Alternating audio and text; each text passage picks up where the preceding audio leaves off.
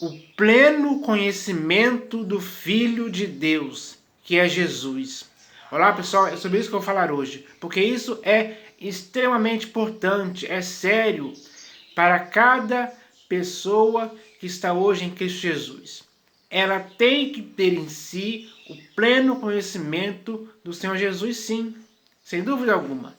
Então, ela tem que ter em seu corpo, alma e espírito o pleno conhecimento do Filho de Deus, que é Jesus. E também tem que ter em seu modo de pensar, de falar e de agir o pleno conhecimento de Cristo Jesus, para que todas as suas práticas correspondam de fato e de verdade a tudo aquilo que o Senhor Jesus ensinou e praticou com autoridade. Porque a doutrina que ele ensinou, ele ensinava essa doutrina com autoridade. Ou seja, ele ensinava a doutrina, mas praticava a doutrina que ele mesmo ensinou. E é por isso que ele ensinava ela com autoridade, com alguém que dominava a doutrina que ele mesmo ensinou, em sua prática, diante de todos, de forma que todos não poderiam dizer em momento algum nenhuma indignidade que dizer a respeito dele, porque ele praticava a doutrina que ele mesmo ensinou. Então, o pleno conhecimento de Cristo Jesus é importantíssimo para a sua vida e para a minha vida também, hoje no século XXI. Então, eu vou ler aqui um texto que está na Epístola de Paulo aos Efésios, no capítulo 4, do versículo 11 ao 16, para que possamos nos inteirar disso hoje. Então, ele começa assim, ó, dizendo, no versículo 11, e ele mesmo concedeu uns para apóstolos, outros para profetas, outros para evangelistas e outros para pastores e mestres. Então, todos esses aqui que o Senhor Jesus concedeu, nenhum deles foi concedido para que eles pudessem construir templos feitos por mãos humanas. Nenhum deles foi concedido para que eles pudessem recolher dízimos de dinheiro das pessoas. Nenhum deles foi concedido para que eles criassem uma membresia ao qual eles dominavam a qual eles dominavam o povo segundo o que eles quisessem, digamos assim, da forma que eles quisessem. Então, nenhum deles foi concedido para guardar o sábado, para praticar a circuncisão e nem para continuar lendo Moisés. Nenhum deles foi concedido para isso. E se tem alguém hoje que se enquadra aqui em dessas pessoas aqui, ó, apóstolos, profetas, evangelistas e outros para pastores e mestres, se algum deles hoje fazem essas coisas aqui que não eram próprias para aqueles a quem o Senhor Jesus concedeu, esses estão errados. Errados mesmo, estão fazendo isso por conta própria. E isso não é bom para ninguém.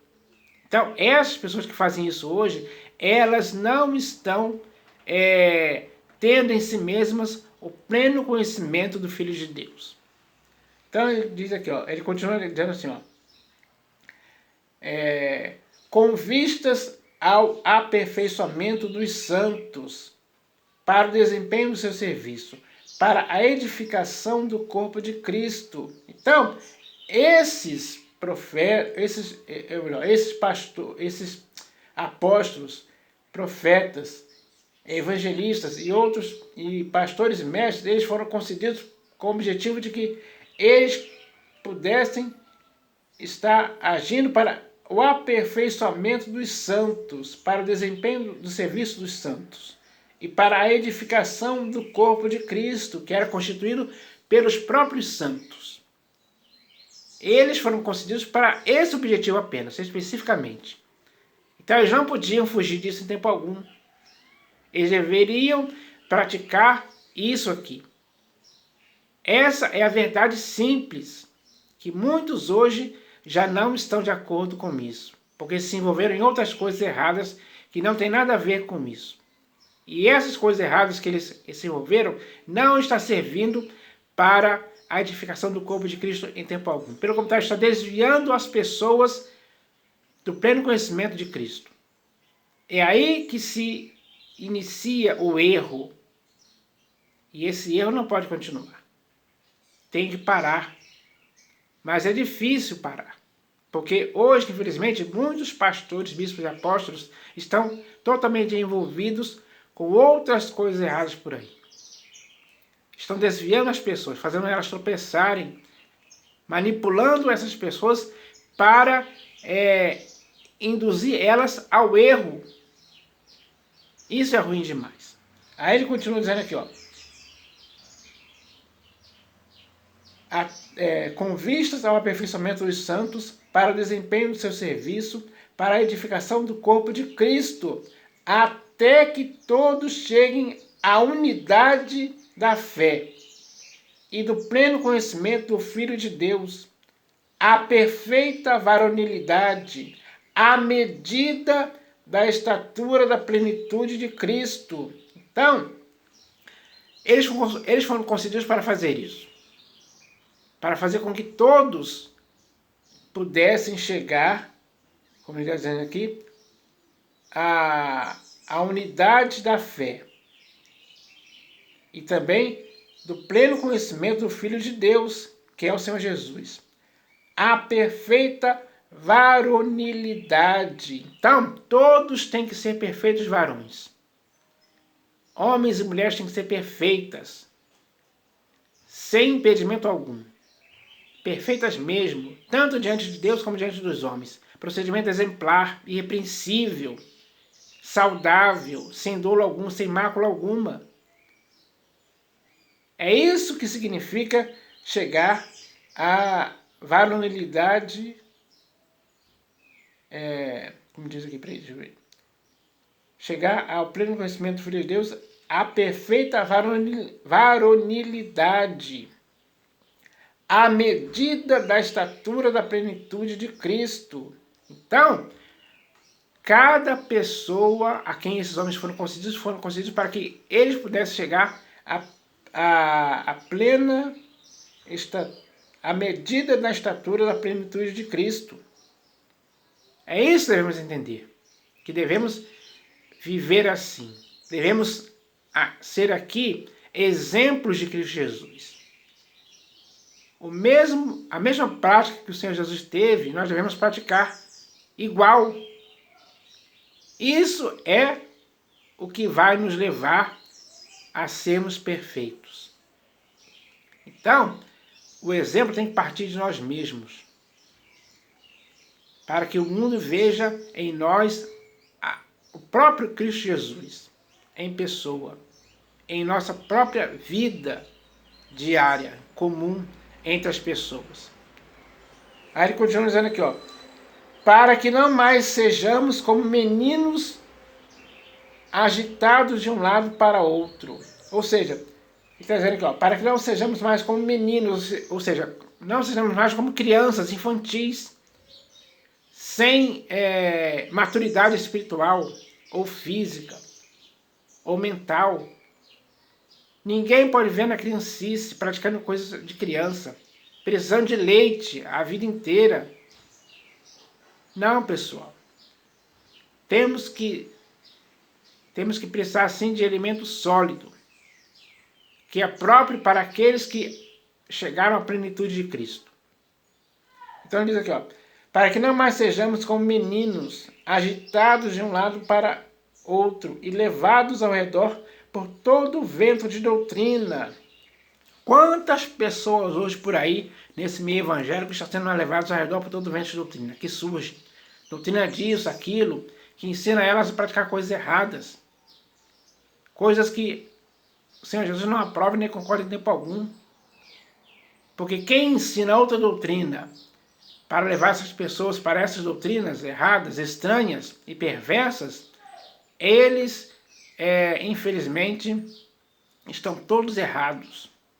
Todos errados mesmo. Porque a única doutrina eficaz para a sua e para a minha vida é aquela que o próprio Senhor Jesus ensinou. Essa sim é perfeita e saudável para o nosso crescimento em Cristo Jesus. Então ele diz aqui, ó, para que não mais sejamos como meninos agitados de um lado para outro e levados ao redor por todo o vento de doutrina, pela artimanha dos homens.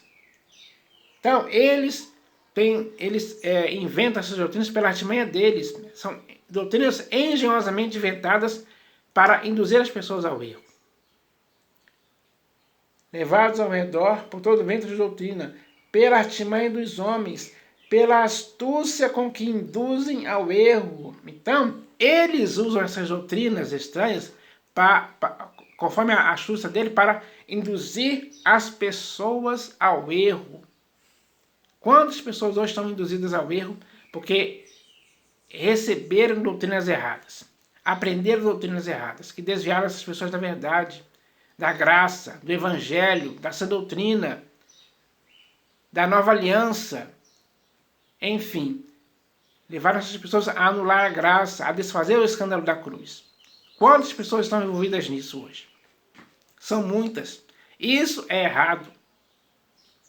Esse erro não pode continuar. Não permita mais que esse erro continue em sua vida. A menos é claro que você queira continuar sendo induzido ao erro por esses homens, pela artimanha desses homens. Aí é por conta própria sua. Mas não é bom para ninguém agir assim como se fossem crianças agitadas. Meninos, infantis, que são enganados por balas e doces, induzidas ao erro por pessoas que são desviados da verdade, sem dúvida alguma.